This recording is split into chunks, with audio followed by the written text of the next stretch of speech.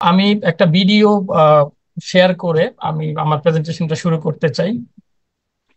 আহ, এটা হচ্ছে টুভালুর অন্যতম আহ, মন্ত্রী সাইমন ক্যাফের একটা ভিডিও। জাস্ট আমি শুরুর অংশটা। Our land, our ocean, our culture are the most precious assets of our people. তো জাস্ট আমি এইখানে লিঙ্কটা প্রোভাইড করেছি, উনি জাতিসংঘের একটা অধিবেশনে ওনার এই ভাষণের একটা শুরুর অংশটা। তো টুভালু দেশটা আশঙ্কা করা হচ্ছে সমুদ্র পৃষ্ঠের পানি যেইভাবে বেড়ে যাচ্ছে, আগামী দিনে টুভালু নামে কোনো দেশ পৃথিবীতে থাকবে না। তো এই জন্য তারা জাতিসংঘের কাছে আবেদন করেছে যে তারা তাদের পুরো দেশটাকে 3D স্ক্যান করে অনলাইনে আপলোড করে দিবে, এবং এইটা তারা অনলাইনে পৃথিবীর প্রথম ভার্চুয়াল দেশ হিসেবে থাকবে। এবং তারা পৃথিবীতে প্রথম একটা ক্লাইমেট ভিসার প্রচলন ঘটিয়েছে অস্ট্রেলিয়ার সহযোগিতা নিয়ে। তাদের মানুষগুলো অস্ট্রেলিয়াতে আহ, চলে যাচ্ছে। তো আহ, এটা এখানে উল্লেখ করার কারণ হচ্ছে আমাদের যে উপকূলীয় অঞ্চল আছে, টুভালুর ভূমির উচ্চতা সমুদ্রপৃষ্ঠ থেকে 1 থেকে 2 মিটার উপরে, এভারেজ হচ্ছে 2 মিটার উপরে। আমাদের উপকূলীয় অঞ্চলেরও উচ্চতা একই অবস্থা। তো আশঙ্কা করা হচ্ছে যে আগামীতে এখন যেভাবে সমুদ্রপৃষ্ঠের উচ্চতা বেড়ে যাচ্ছে, আগামী একটা সময় আমাদের উপকূলীয় অঞ্চল থাকবে না। যেমন হচ্ছে খুলনা, বাগেরহাট, সাতক্ষীরা, বরিশাল, পটুয়াখালী, কক্সবাজার, এবং এই এফেক্টটা ঢাকার উপরেও পড়বে, এবং ঢাকাও মানে ঢাকার মতো ঘনবসতিপূর্ণ এলাকা বন্যা হবে এবং মানুষ এখানে আরো ডেনসিটি বেড়ে যাবে। আমি আরেকটা পরিসংখ্যান সবার সাথে শেয়ার করছি, এটা হচ্ছে সম্প্রতি প্রথম আলোর একটা নিউজ। এইটা হচ্ছে আমেরিকা শিকাগো ইউনিভার্সিটির একটা প্রতিবেদনের উপর তৈরি করা, যে বর্তমানে বাংলাদেশের মানুষের গড় আয়ু কমে যাচ্ছে 5.5 বছরের মতো। আহ এটা একটা পরিসংখ্যান, এটা শুধু বায়ু দূষণের কারণে, এবং বাংলাদেশ পৃথিবীর অন্যতম আহ বায়ু দূষিত আহ দেশে অবস্থান করছে এই মুহূর্তে। আমি প্রথম আলো লিঙ্কটাও প্রোভাইড করেছি। দেন হচ্ছে আমি এই দুইটা প্রতিবেদন প্রকাশ করলাম এই জন্য যে আমাদের জনগণ, আমাদের দেশ, আমাদের শহর, আমাদের পৃথিবী রক্ষা করার দায় কিন্তু আমাদের। আমি মনে করি ইন্টেরিয়র ডিজাইনার হিসাবে এখানে আমাকেও অবদান রাখা উচিত। তাই আমার গবেষণাপত্রে আমি স্মার্ট লাইটিং এর মাধ্যমে এনার্জিকে রিডিউস করে, এনার্জি কস্ট এবং এনার্জি ইফিসিয়েন্সি এনশিওর করে আমি আমার পৃথিবী, আমার দেশ, আমার জনগণের জন্য কিছু করতে চাই। দ্যাটস ওয়াই আমার রিসার্চ টপিক হচ্ছে incorporating smart lighting to reduce energy cost in retail space context of Bangladesh. তো আমার এই গবেষণাপত্রটি প্রায় 120 পৃষ্ঠার একটি গবেষণাপত্র। তাই আমি চেষ্টা করব মূল অংশটা শুধু ইলাবোরেট করতে, আর বাকিগুলো আমি গো থ্রো করব। তো এখানে আমি অ্যাবস্ট্রাক্টে এই কথাগুলাই যেটা বলছি এটাই হচ্ছে অ্যাবস্ট্রাক্টে আছে। এবং আমি কিওয়ার্ড হিসাবে এখানে smart lighting, energy efficiency, retail space design in Bangladesh এই ধরনের কিছু শব্দকে আমি ব্যবহার করেছি আমার তথ্যগুলোকে সংগ্রহ করতে। আচ্ছা, এইমে হচ্ছে এফেক্টিভ ইন্টেরিয়র ডিজাইনটাকে আমি ফোকাস করছি। আরো অনেকগুলো বিষয় আছে এই অবজেক্টিভে, যেমন হচ্ছে অ্যানালাইজ কারেন্ট লাইটিং সিস্টেম, এইরকম আরো অনেক কিছু আমি আমার এইম এবং অবজেক্টিভে রেখেছিলাম, এবং এইগুলা নিয়েই হচ্ছে আমি আমার রিসার্চটাকে সম্পন্ন করেছি। আমি আসলে এই বিষয়গুলা বেশি ইলাবোরেট করতে চাচ্ছি না। যে প্রবলেম স্টেটমেন্টে একটা কথা বলে আমি জাস্ট উল্লেখ করে দিচ্ছি যে ইনিশিয়াল হাই ইনিশিয়াল ইনভেস্টমেন্টটা আমার কাছে তখনই থেকেই প্রবলেম মনে হচ্ছিল, যে আমার জন্য একটা চ্যালেঞ্জ ছিল। এবং ল্যাক অফ অ্যাওয়ারনেস, যে মানুষ যেটা কি মনে করে যে আসলে কি স্মার্ট লাইটিংটা কি কিভাবে অপারেট করবে, এটা একটা বিষয় ছিল প্রবলেম স্টেটমেন্টে।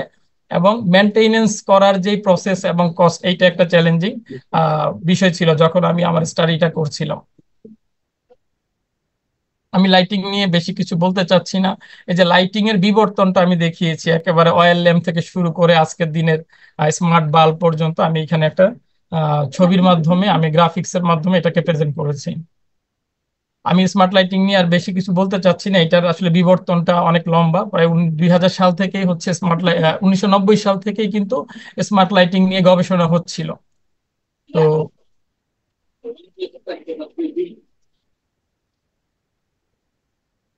রিসার্চ কোয়েশ্চেনে আমি চেষ্টা করেছি যে আমার রিসার্চ কোয়েশ্চেন ছিল যে কিভাবে ইউজার এক্সপেরিয়েন্সকে এনহ্যান্স করা যায়, একটা ভিজুয়াল এনার্জি ইফিসিয়েন্সিটাকে ইনফ্লুয়েন্স করা যায়, ডিজাইন ইনোভেশন ইনকর্পোরেট করা যায়। লিটারেচার রিভিউতে আমি অনেক দেশের লিটারেচার রিভিউ পড়েছি, সে ইন্ডিয়া, বাংলাদেশ, আমেরিকা।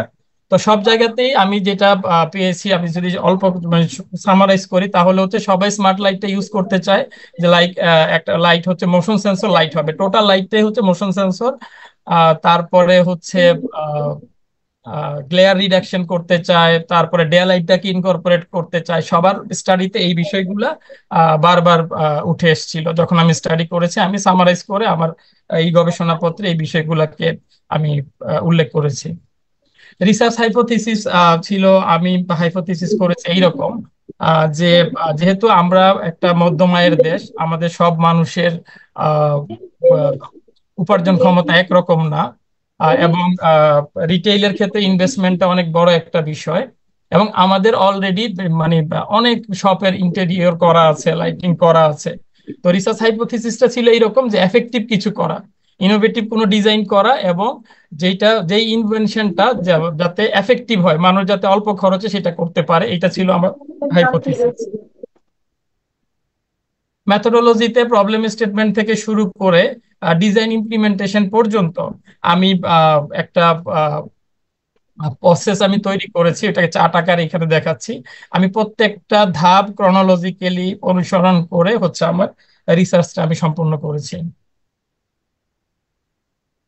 চ্যাপ্টার 5-এ হচ্ছে qualitative survey, quantitative survey, case study. তো কোয়ান্টিটেটিভ সার্ভেতে আমি 100 জন মানুষের উপরে স্টাডি করেছি, তাদেরকে বিভিন্ন ধরনের প্রশ্ন করেছি। কোয়ালিটেটিভ সার্ভেতে আমি 3 জন স্পেশালিস্টের আমি ইন্টারভিউ নিয়েছি, তাদের কাছ থেকে স্মার্ট লাইটিং এর মূল বিষয়গুলো বোঝার চেষ্টা করেছি, প্রতিবন্ধকতা বিষয় চেষ্টা করেছি, এবং আমাদের কনটেক্সটে বাংলাদেশে আসলে কি করলে ভালো হবে এটা আমি জানার চেষ্টা করেছি।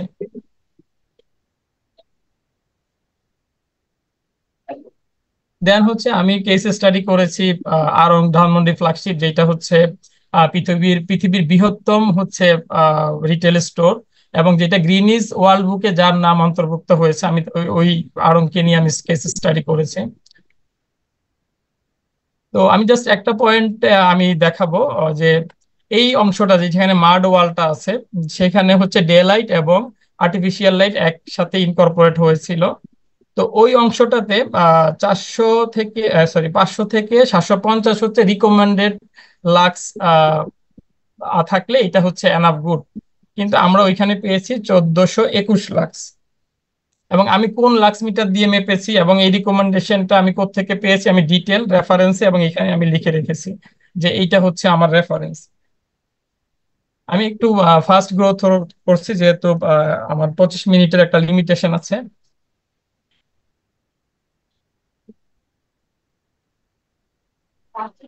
রয়্যাল এনফিল্ডে আমি কেস স্টাডি করেছি, আর রয়্যাল এনফিল্ডও আমি একই জিনিস পেয়েছি। আচ্ছা, এইখানে হচ্ছে লো লাইট পেয়েছি, এই হিস্টোরি ওয়ালটাতে আমি 367 পেয়েছি, যেখানে 500 থেকে 700 থাকার কথা ছিল। তার মানে এই অংশটাতে হচ্ছে আলোর পরিমাণ কম।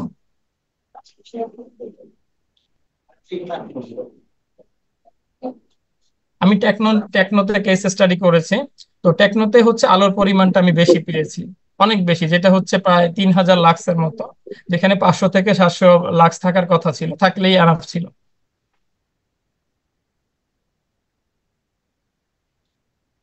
আমি একটা রেস্টুরেন্টের কেস স্টাডি করেছি, এখানেও আলোর পরিমাণ বেশি পেয়েছি।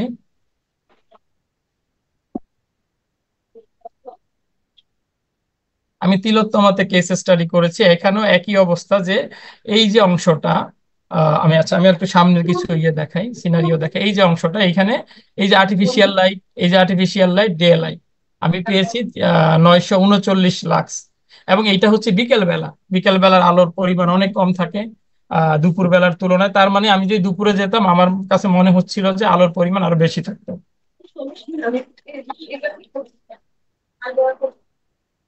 দেন হচ্ছে আমি একটা সুপার শপ নিয়ে স্টাডি করেছি।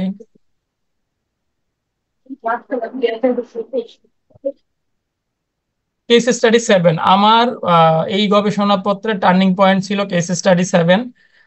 যখন আমি এক্সটেরিয়র লাইট নিয়ে আমি স্টাডি করতে গেছি, আমি ভোরে একদিন বের হয়েছিলাম। তো আমি দেখেছি ঢাকা শহরের ম্যাক্সিমাম জায়গায়, বিশেষ করে বিলবোর্ড, সাইনবোর্ড এবং এক্সটেরিয়র লাইট, লাইক এই যে ক্যাটা টিউব লাইট, এই যে বিলবোর্ড, এই যে ক্যাটা টিউব, এখানে এই যে বাইরের এক্সটেরিয়র লাইট, এই যে ব্রাকের হচ্ছে এইগুলো, এইটা আমি ধরে নিয়েছি সিকিউরিটি পারপাস তারা এইভাবে ফোকাস করেছে।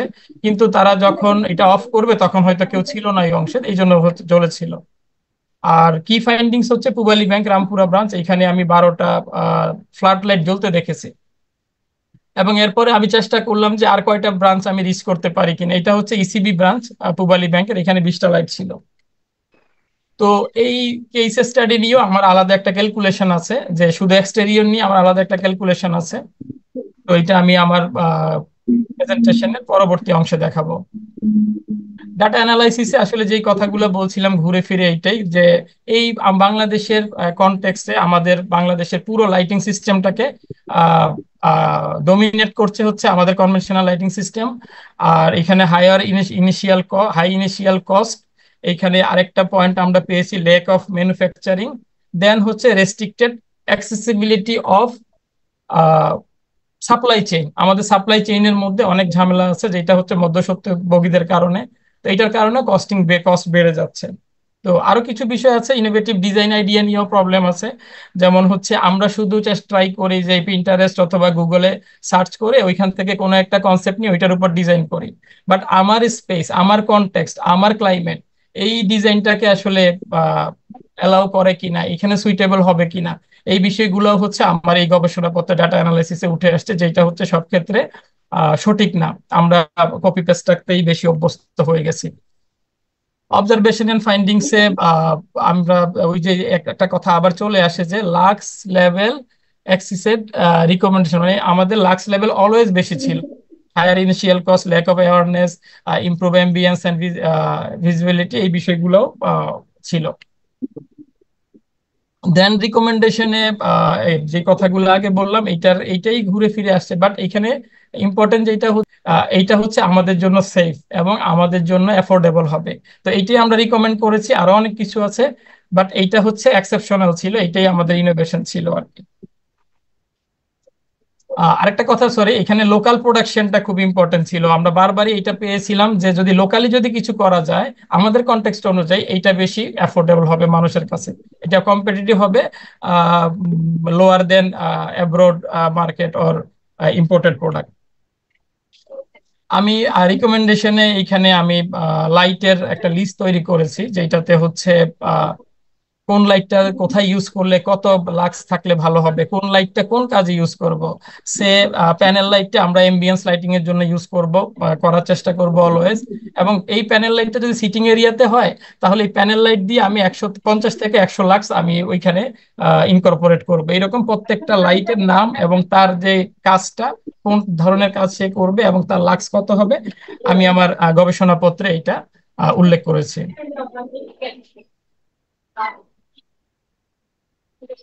আর দেন হচ্ছে innovative design idea. Innovative design আইডিয়াতে আমি কিছু কনসেপ্ট ইনকর্পোরেট করার চেষ্টা করেছি, লাইক যদি গ্লোসি সারফেস ইউজ করা যায়, যদি লাইট কালার ইউজ করা যায়। দেন হচ্ছে এখানে আমি 3টা মডিউল সাজেস্ট করেছি। 2500 ওয়াটের অটোমেটিক নাইট সেন্সর মডিউল, 120 ওয়াটের অটোমেটিক ডেলাইট সেন্সর মডিউল, এবং 500 ওয়াটের motion sensor module. Mirror placement for light bounce, এইটাও একটা ইয়ে ছিল যে আমি যদি কিছু মিরর ইউজ করতে পারি, এইটা দিয়ে আমি একটা আই ক্যাচিং লুকও তৈরি করব, আবার এইটা দিয়ে অল্প আলোকে আমি বেশি আলোতে আমি রূপান্তর করব, আমি লাইটটাকে বাউন্স করার চেষ্টা করব। আর দেন এখানে অপশনাল কিছু অপশন রেখেছিলাম, যেমন হচ্ছে যে উইন্ডো শাটারের মধ্যে এটা ওয়ার্ল্ড ওয়াইড আছে, উইন্ডো শাটারে সোলারের ইনকর্পোরেশন। এটাকে যদি এটা নিয়ে আমি বেশি কাজ করতে পারিনি, এটা সময় সাপেক্ষ বিষয় ছিল। আর এখানে একটা ইম্পর্টেন্ট ফাইন্ডিং ছিল, যদি আমরা এই সেন্সর মডিউল গুলা আমাদের কনভেনশনাল লাইটের সাথে যে সেন্সর মডিউলটা অ্যাড করব, এটা লোকালি করতে পারলে এটা হচ্ছে আমাদের জন্য বেস্ট। হয়তো কিছু কাঁচামাল আমরা বাইরে থেকে ইম্পোর্ট করে নিয়ে আসলাম, এইটার আমি ডিটেল এখানে উল্লেখ করেছি। আহ, আইটি থেকে কথা বলতে বলছিলাম, জি। আইটি কোন করে? দেন হচ্ছে আমি যেই এর আগে একটা ব্যাংকের কিছু ছবি দেখিয়েছিলাম, তো ওইটার একটা মেটাফোরকে আমি ধরে, একটা রূপককে ধরে আমি একটা ক্যালকুলেশন বের করেছি যে যদি ওই 12টা লাইট থেকে যাবে ওই ওই ব্যাংকের ওই ব্রাঞ্চে, এবং তার সাথে শুধু একটা ডিভাইস, একটা মডিউল অ্যাড করে দেই, তাহলে ওই ব্রাঞ্চের যেই মানে সামারিটা পাই আমি, এক বছরে 9,971 টাকা সেভ হবে। এটা হচ্ছে ইউজার লেভেলে। ম্যানুফ্যাকচারিং লেভেলে 24,125 টাকা সেভ হবে। আর সবচেয়ে ইম্পর্টেন্ট যে বিষয়টা, আমাদের পরিবেশের ভারসাম্য রক্ষা করার জন্য ওই বিদ্যুৎটা যদি সাশ্রয় করা যায়, মানে পার ডে হচ্ছে সম্ভবত এটা 2.4 বিদ্যুৎ সাশ্রয় করা গেলে এক বছরে 636.87 কেজি কার্বন ডাই অক্সাইড নিঃসরণ আমরা ঠেকাতে পারবো, শুধু স্পেসিফিক একটা ব্রাঞ্চের একটা এক্সটেরিয়রের যদি লাইটটাকে আমরা অটোমেটেড করতে পারি।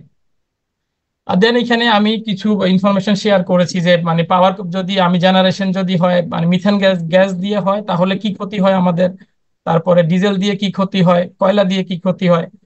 সবচেয়ে বড় ক্ষতি হচ্ছে আমাদের ফুসফুস মানে ধ্বংস হয়ে যাচ্ছে প্রতিনিয়ত, যেটা হচ্ছে প্রথম আলোর ওই রিপোর্ট, এটা এই মাসেরই একটা রিপোর্ট, আর শিকাগো ইউনিভার্সিটির তো অনেক আগ থেকে এটা নিয়ে স্টাডি করছে যে এয়ার কোয়ালিটি নিয়ে তারা।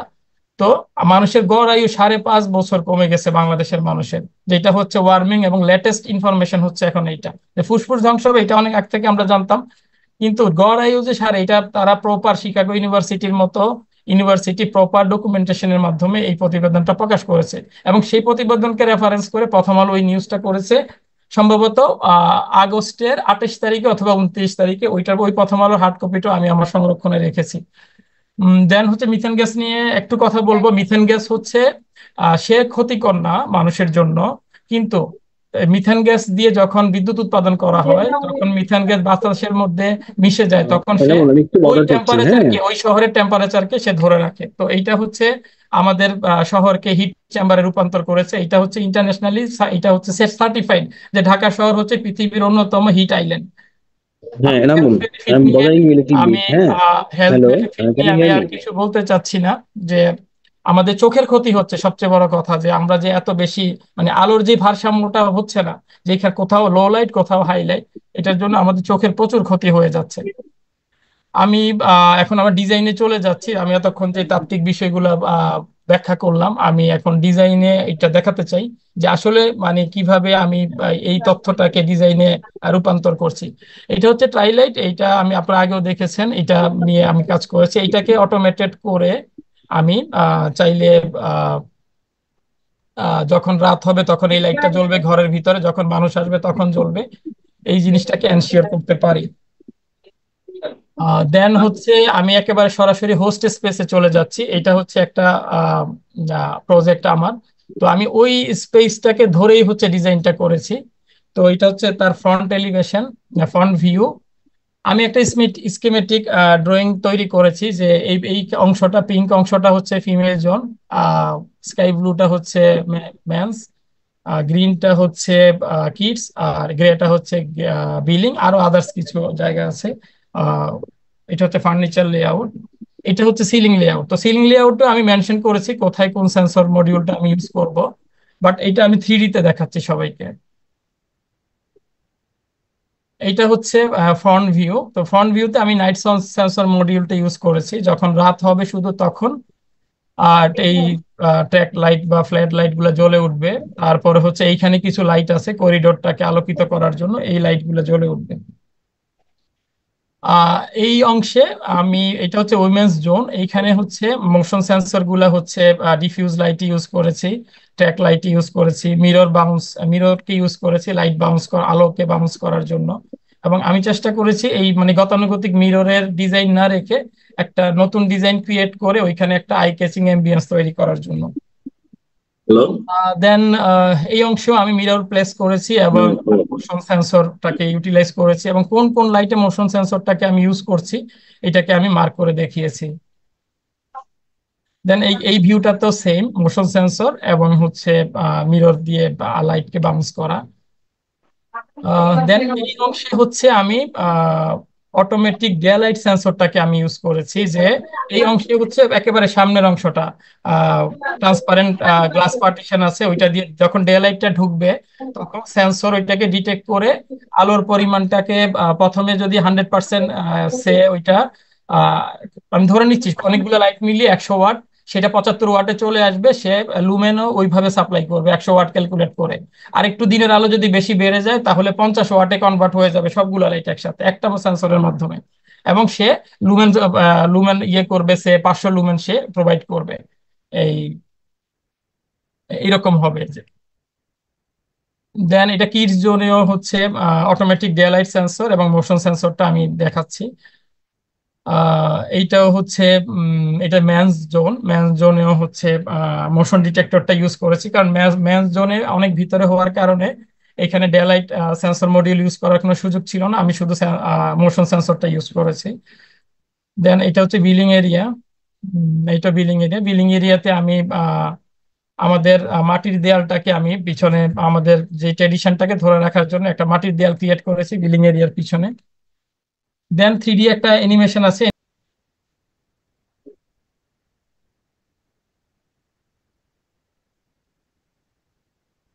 রাত হলো, লাইটটা জ্বলে উঠলো।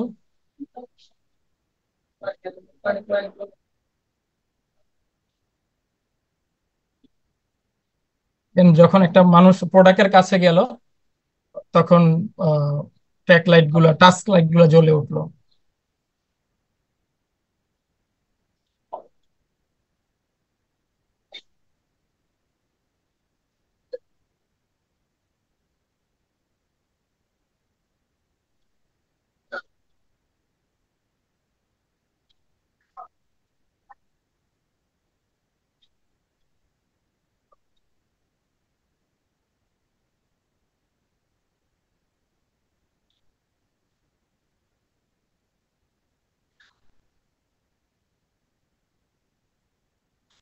আচ্ছা, এখন আমি আমি স্যাম্পল টেস্টিংটা দেখাবো, যে আমরা যে 3টা সেন্সর, যদিও এটা এখনো পরীক্ষামূলক অবস্থায় আছে, তারপর আমি আমাদের যে সেন্সর গুলো আমরা তৈরি করেছি ওইটা স্যাম্পল টেস্টিংটা দেখাবো।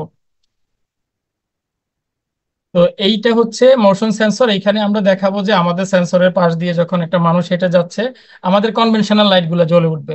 যে আমি যে লাইট গুলা দিয়ে এটা টেস্টিং করেছি, তো এটা হচ্ছে একেবারে আমাদের যেটা হয় প্যানেল লাইট, ওইটা দিয়ে আমি দেখাচ্ছি।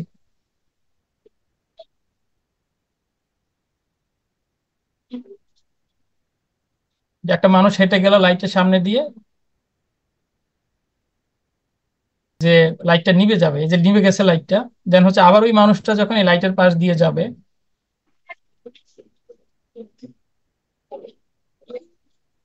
দেন হচ্ছে আমি এখন দেখাচ্ছি নাইট সেন্সর। এইটা হচ্ছে নাইট সেন্সর। তো নাইট সেন্সরটাকে যখন অন্ধকার করে দেয়া হবে সে অটোমেটিক হচ্ছে আমাদের যে লাইট গুলো আছে ওইটা জ্বলে উঠবে।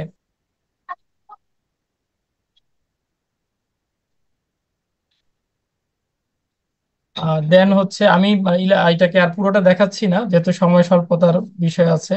দেন এইটা হচ্ছে ডে লাইট সেন্সর। এটা ছিল আমাদের সেন্সরের সবচেয়ে বেশি, মানে যেটা আমাদেরকে বেশি পরিশ্রম করতে হয়েছে কি পয়েন্ট, যে এখানে আমরা স্ল্যাব তৈরি করতে হয়েছে যে কত পার্সেন্ট কখন কমবে আর কি। তো এটা আমি একটু দেখাচ্ছি।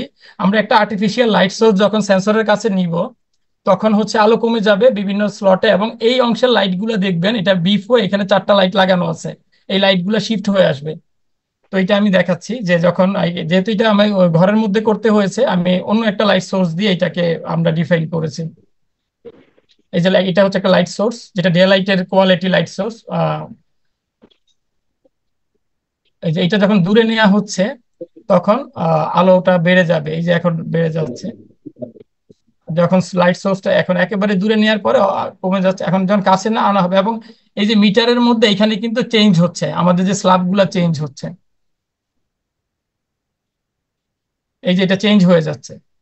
এর কাছে নিলে একেবারে 100%, এরপরে এই যে 100%। তখন ক্লিয়ারলি আইটিতে বলছো? কুইক বলো, অন করা যাচ্ছে না। ফোন দিয়ে হবে না, ফিজিক্যালি যাও, গিয়ে বলে আসো, গিয়ে বলে আসো। হ্যাঁ হ্যাঁ হ্যাঁ, অন হচ্ছে না। এটা ছিল ডে লাইট সেন্সর। তো আমি হোস্ট স্পেসটাকে ক্যালকুলেট করে আমি একটা কস্ট অ্যানালাইসিস করেছি, যে এই স্পেসটাকে ডেকোরেট করতে বা প্রপার ওয়েতে ইন্টেরিয়র লাইটিং আচ্ছা, করতে। এনামুল, হ্যাঁ, you're detailing out, which is good, sir but we have a time frame, হ্যাঁ, স্যার আমাদের স্টার্টিং টাইম থেকে we are losing the time, হ্যাঁ। স্যার আমার শেষ হয়ে গেছে স্যার, আমি জাস্ট আর 1 মিনিট ওকে, সময় ওকে। লাগবে। তো টোটাল কস্টিং হচ্ছে 2,33,349 টাকা হচ্ছে আমার এই হোস্ট স্পেসের কনভেনশনাল লাইটিং কস্ট। এইখানে যদি আমি 18,670 টাকার এই যে মডিউল গুলো আমি লিখেছি, কোনটার প্রাইস কত, কোনটা কয়টা লাগবে, 4টা মোশন সেন্সর লাগবে আর সবগুলো একটা করে, তো আমার 18,670 টাকা যোগ করতে হয়। তো এখানে যেটা সামারি এটা হচ্ছে যে আমার মাত্র কনভেনশনাল লাইটিং সিস্টেমের সাথে কস্টিং এর সাথে আমি যখন 8% কস্ট যোগ করব, তখন হচ্ছে এটাকে আমি স্মার্ট লাইটিং এর আওতায় নিয়ে যেতে পারবো, অটোমেটেড করতে পারবো। এবং এই হোস্ট স্পেসের জন্য 3515 টাকা, এটা হচ্ছে পার মান্থলি বিদ্যুৎ বিল সাশ্রয় হবে। তো আমি আমার স্টাডিতে যত ইনফরমেশন আমি লিখেছি, সব ইনফরমেশনের সোর্স এবং রেফারেন্স লিংক আমি এখানে উল্লেখ করেছি। আর এখন আমার নেক্সট স্টেপ হচ্ছে আমি একটা পাইলট প্রজেক্ট করছি, আমি ধানমন্ডি মোহাম্মদপুরে একটা রেস্টুরেন্ট ইন্টেরিয়র করছি। তো ওই ইন্টেরিয়রে আমি আমার ক্লায়েন্টের সাথে কথা বলেছি যে আমি এখানে পুরো স্মার্ট লাইটিং এর জন্য সবকিছু রেডি করে রাখবো। প্রথম 3 মাস আমি কোনো সেন্সর এখানে অ্যাড করব না। 3 মাস ওনার বিদ্যুৎ বিলটা আমাকে দিবে, দেওয়ার পরে পরবর্তী 3 মাস আমি মোশন সেন্সর, আমার যে তৈরি করা সেন্সর গুলো ইউজ করে আমি দেখব যে এই 3 মাসের ওই 3 মাসের মধ্যে কতটুক পার্থক্য তৈরি হয় পাওয়ার কনজাম্পশনের জন্য। পরবর্তীতে আমি সবাইকে এই রিপোর্টটাকে জানাবো পরবর্তীতে। এবং সবাই আমার জন্য দোয়া করবেন। সবাইকে আমি ধন্যবাদ জানাচ্ছি আমার প্রেজেন্টেশনে অংশগ্রহণ করার জন্য। থ্যাংক ইউ, আল্লাহ হাফিজ। Thank you, Enamul. Your sincerity and effort that you have tried to come up with. এটা তো একটা লং টার্ম এফোর্ট, এবং এটা আমাদের একটা প্যাশনের জায়গা থেকে আমরা কাজ করেছি, রাইট? এনামুলের যে কাজটা, এটা প্যাশনের জায়গা থেকে, সিনসিয়ার জায়গা থেকে, ফ্রম দ্য ডে ওয়ান আমরা দেখেছি he tried his level best. এবং এন্ড প্রোডাক্ট যেটা এসছে, এখানে একটা জিনিস আমি বলবো যে যেহেতু হচ্ছে আমরা ফোকাস করতে চেয়েছিলাম ইন টার্মস অফ ডিজাইন, এখানে কিন্তু ডিজাইনের সাথে সাথে ইনোভেশন যেটা, এটাও পার্টলি এসছে, হ্যাঁ, যেহেতু you have innovated some product. তবে অ্যাজ ডিজাইনার এই প্রোডাক্টের যে ইনকর্পোরেশন, হ্যাঁ, how best we can do that, এটা I hope you can do it even better and you can make it clear to people. আমি বলছি যে আমরা যে থিসিসটা এখানে করছি, এটা কিন্তু it is for contributing towards the development of interior এবং ম্যানকাইন্ড। কারণ ইন্টেরিয়র আমরা কাজই করি to make sure that people have better life. তো ওই পয়েন্ট অফ ভিউ থেকে এখানে আমরা বেশ কিছু মেরিট ছিল এটার। প্রথমত হচ্ছে আমাদের যে কনজাম্পশন, এই যে এখনো মেবি আজকে আমি নিউজ দেখলাম যে আমাদের স্কারসিটি হচ্ছে, ইলেকট্রিসিটি যে প্রোডাকশন এবং আমাদের যে রিকোয়ারমেন্ট, এবং লোডশেডিং হওয়ার চান্স আছে সামনে।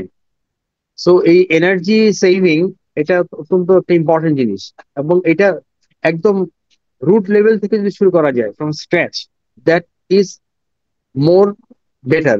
এবং যেহেতু টেকনিক্যাল অ্যাসপেক্ট থেকে কাজ করার সুযোগ আমাদের আছে, সো টেকনিক্যাল অ্যাসপেক্ট থেকে বিহেভিয়ারাল প্যাটার্ন এবং হচ্ছে use of devices, how well we can penetrate people's life and behaviour, and হচ্ছে ইউজ অফ অর কনজাম্পশন যেটাই আমরা বলি, তো ওখানে একটা বড় রোল প্লে এটা করতে পারে we believe. So I hope it will be something যেটা হচ্ছে রিয়েল লাইফ প্র্যাকটিসে আসবে। এবং আমি যতটুকু জেনেছি you have given us evidence যে এটা অলরেডি প্যাটার্ন নেওয়া হয়েছে। So I wish you good luck, thank you for the effort.